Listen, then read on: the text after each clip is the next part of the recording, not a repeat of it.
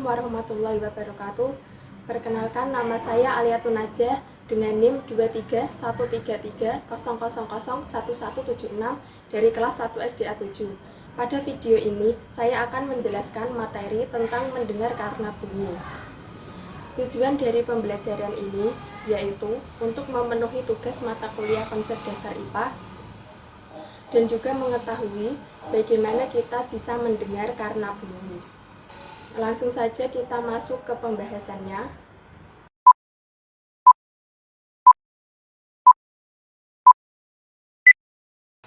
Apa sih bunyi itu? Bunyi adalah getaran atau gelombang yang merambat melalui medium seperti udara atau air dan dapat didengar oleh telinga kita. Telinga sendiri memiliki beberapa bagian, yaitu telinga luar, telinga tengah, dan juga telinga dalam. Bagian-bagian telinga meliputi apa saja sih? Nah, telinga bagian luar yaitu meliputi daun telinga, saluran telinga, dan juga gendang telinga. Yang kedua yaitu bagian telinga tengah. Bagian ini meliputi tulang martil, tulang landasan, dan juga tulang sanggurdi, atau biasanya disingkat sebagai tulang malas.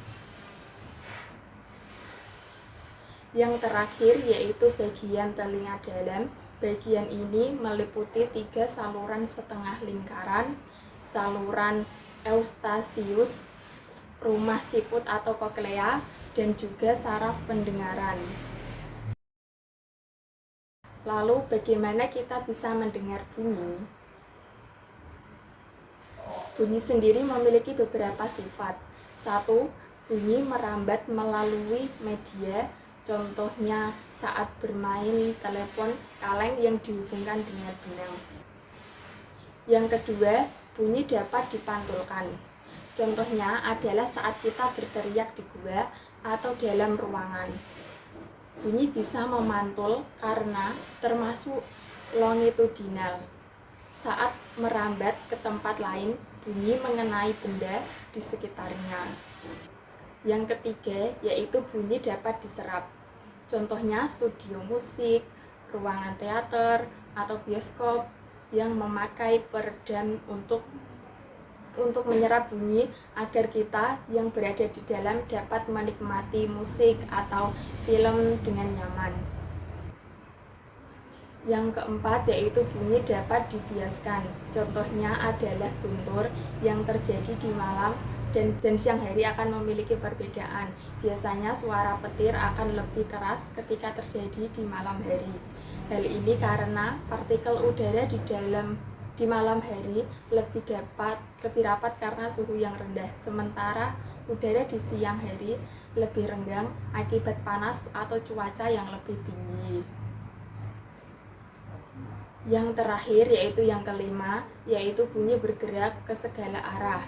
Contohnya dari sifat bunyi ini yakni saat kita mendengar suara sepeda motor atau mobil yang lewat di tikungan jalan. Walaupun kita belum melihat motor atau mobil tersebut, tapi bunyi yang dihasilkan dari kendaraan sudah bisa didengar. Berikut saya akan memberikan demonstrasi singkat supaya dapat lebih memahami materi ini. Alat dan bahan yang dibutuhkan adalah yang pertama toples, yang kedua yaitu garam, yang ketiga sendok, yang keempat balon, yang kelima yaitu karet, yang keenam gunting, yang terakhir yaitu 2 buah handphone. 2000 years later. Langkah pertama yang kita lakukan adalah memasukkan salah satu handphone ke dalam toples seperti ini. Selanjutnya yaitu memotong balon, memisahkan bagian leher dan juga perut balon.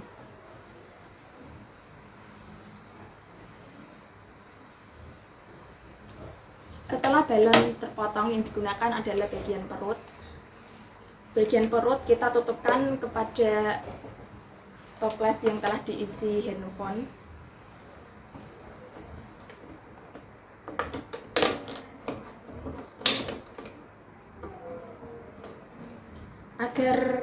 Agar balon tidak mudah lepas, kita ikat dengan karet yang telah disiapkan.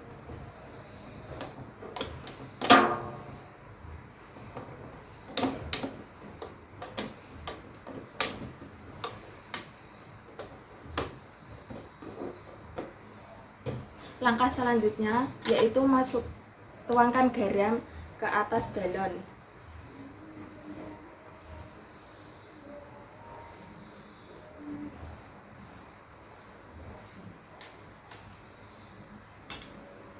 Selanjutnya yaitu kita menelpon HP yang ada di dalam.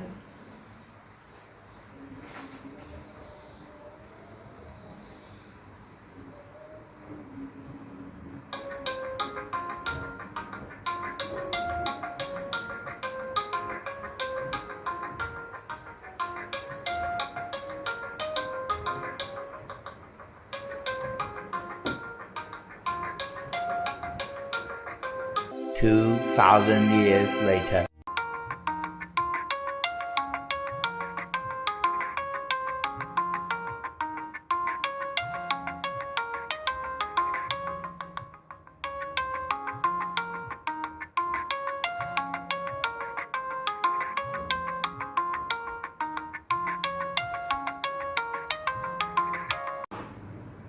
Kesimpulan yang dapat diambil dari demonstrasi tersebut adalah saat telepon berbunyi dari dalam toples dapat menggerakkan garam yang ada di atas balon karena salah satu sifat yang dimiliki bunyi yaitu bunyi merambat melalui media. Pesan yang ingin saya sampaikan kepada siswa setelah menonton video ini, semoga dapat memahami dan tahu bagaimana telinga bekerja untuk mendengar bunyi. Berikut yang dapat saya sampaikan. Terima kasih. Wassalamualaikum warahmatullahi wabarakatuh.